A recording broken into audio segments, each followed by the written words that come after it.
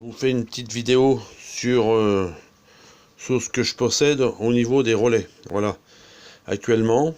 Donc là, je suis mis sur Zello, bien sûr, sur France DMR. Et donc là, j'utilise pour refaire le répéteur. Donc j'utilise un Kidera Takiwalki qui est relié avec un petit répéteur simplex, voilà, qui retransmet directement sur le Takiwalki portable, alors que lui repasse directement sur la carte son numérique Signaling USB qui va directement sur mon PC, donc directement sur Zello.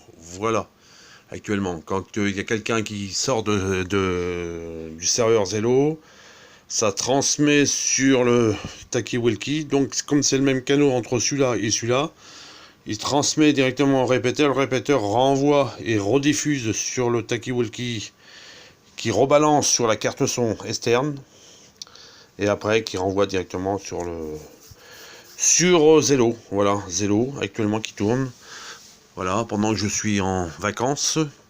Donc après je trafique avec je suis en écoute avec le scan. Je sais pas si vous connaissez ce modèle là qui marche super bien là. Actuellement je l'ai éteint parce que voilà, je l'ai pas allumé. J'aurais pu l'allumer pour faire une présentation, mais bon, je veux pas m'amuser avec ça. Donc après il y a celui-là que je vends justement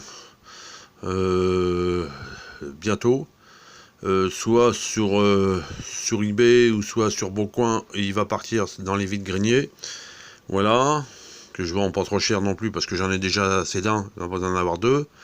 Donc le décamétrique, pas le décamétrique mais le UHF, le CRT 7M, c'est mon transceiver où je trafique actuellement en bande directe, sans passer par le relais, avec une antenne pompe à vélo, voilà, qui est branchée directement, qui est réglée pour les 446, voilà. Et donc ça, c'est lui que je me sers comme transceiver pour faire des essais radio et pour faire des longues distances, voilà, qui marche super bien, voilà, actuellement.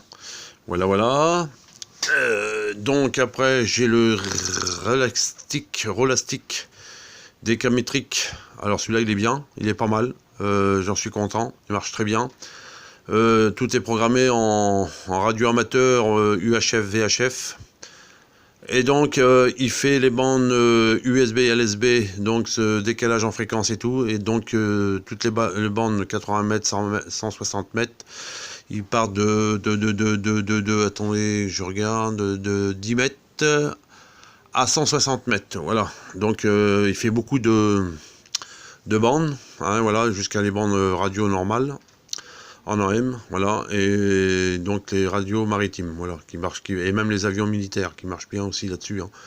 Ça marche super bien, voilà, qui va être mis en vente. Voilà aussi, hein. Et puis donc en dessous là, je détiens un Galaxy Saturn.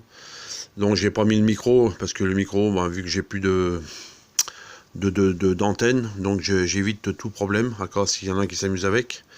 Donc voilà, donc il y a le Mac d'origine sur la Galaxy Saturn et donc la table en plus qui va avec, voilà, qui est mis de façon qu'on puisse parler avec qu'on appelle ça un micro de table, voilà, à amplifier, voilà. Donc voilà, ça vend aussi, voilà. Et donc en dessous là, je détiens une alimentation que je vais vendre aussi parce que ça détient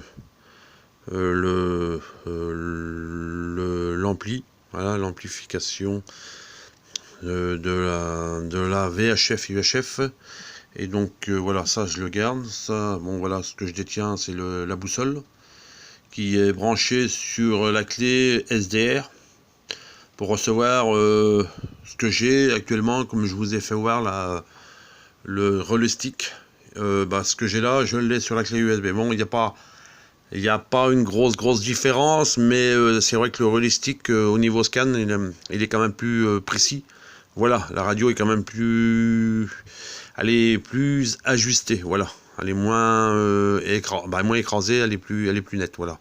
Bon voilà, c'est pas parce que je vais faire des cadeaux là-dessus, mais bon c'est vrai, voilà, il faut savoir, voilà, alors, avec la clé SDR, c'est déjà plus large, voilà, donc la radio est beaucoup moins compréhensible, mais on comprend quand même, voilà. Après il faut être dedans, voilà. Et donc sinon voilà tous les, et je fais pas voir tout, hein, parce que j'en ai d'autres que j'ai pas mis en comment on appelle ça, en vue, voilà, parce que bon ça sert à rien, je vais mettre ça dans le carton. Le Midland donc qui fait tout bande, sauf qu'il fait pas la BLU, voilà, que je reproche d'ailleurs.